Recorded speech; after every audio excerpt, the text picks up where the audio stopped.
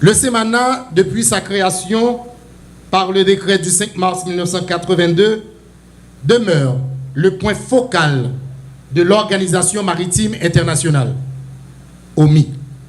Il assure pleinement et valablement l'interface avec l'OMI et a toujours la prérogative de célébrer la Journée mondiale de la mer à la fin de septembre de chaque année.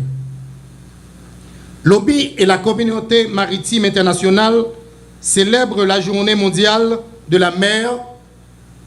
Historiquement, l'Organisation des Nations Unies, ONU, par l'intermédiaire de l'Organisation maritime internationale, OMI, a créé la Journée mondiale de la mer pour célébrer la contribution de l'industrie maritime internationale à l'économie mondiale, en particulier dans le transport maritime. Le SEMANA, en tant qu'autorité maritime nationale, ne laisse pas cette journée passer sous silence et la commémore annuellement et généralement au bord de mer à travers des activités culturelles et récréatives, d'expositions au cours desquelles il sensibilise la population haïtienne sur l'importance du secteur des transports maritimes dans la vie économique de tout pays ayant une façade maritime. Cette année, le secrétariat de l'OMI a placé cette journée sous le thème « Les gens de mer au cœur des transports maritimes de demain ». Je veux profiter de cette occasion pour vous dire que les difficultés économiques criantes et le phénomène d'insécurité croissante que connaît le pays ne laissent pas d'alternative à la célébration de la Journée mondiale de la mer comme cela a été dans les années passées.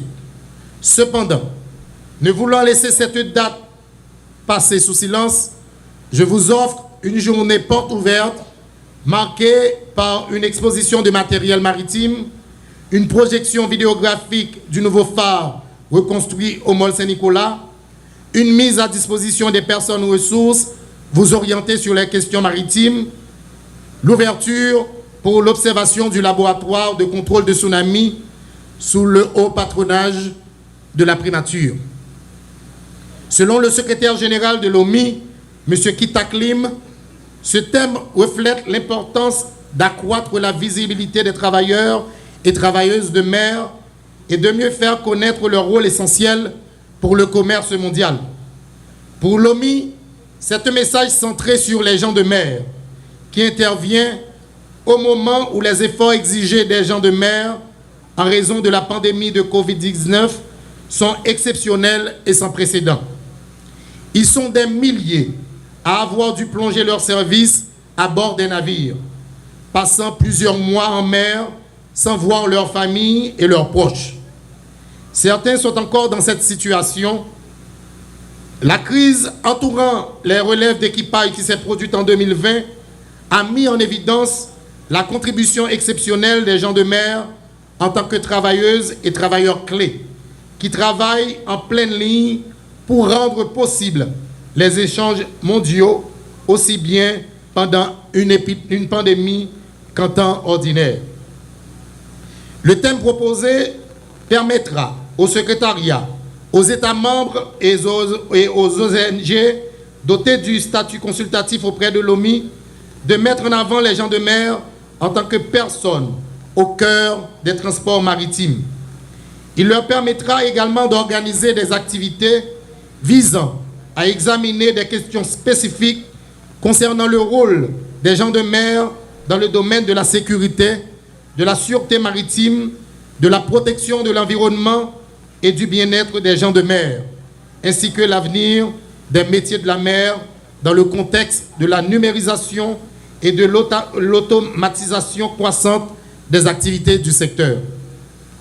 M. Lim a déclaré que la pandémie de Covid-19 a montré que plus que jamais, il est crucial de garantir la continuité des chaînes d'approvisionnement mondiales et d'œuvrer en faveur des transports maritimes sûrs et efficaces.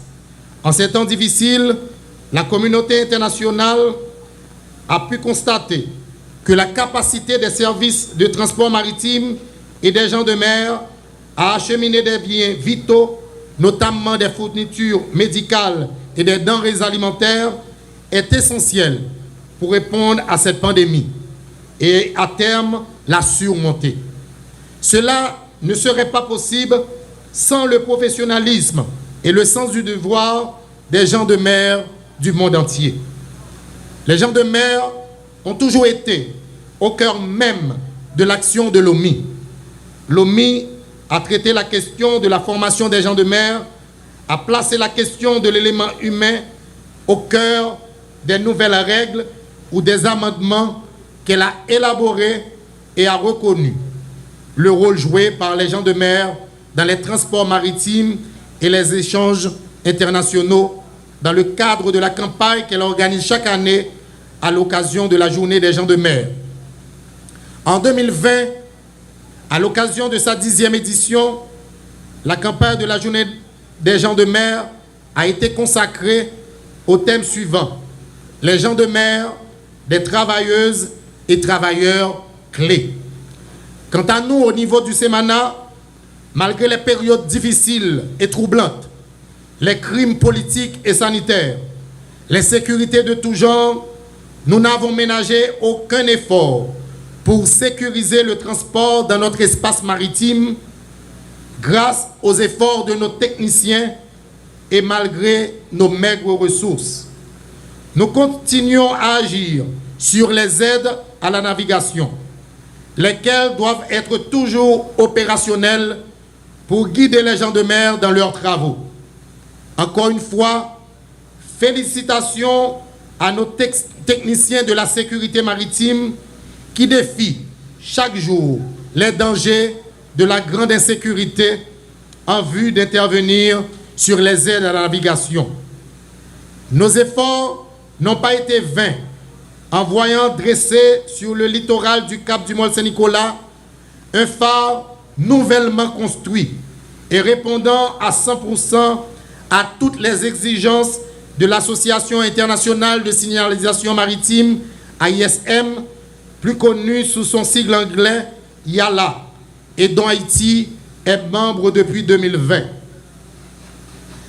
Allant dans le même sens, nous sommes en mesure de porter à votre connaissance que sous peu, les travaux de construction du phare de Pointe-à-Baguette, Jacmel, du balisage de la baie de Port-au-Prince de Thor à Vaoué et du contrôle bathymétrique du chenal d'accès au port vont démarrer.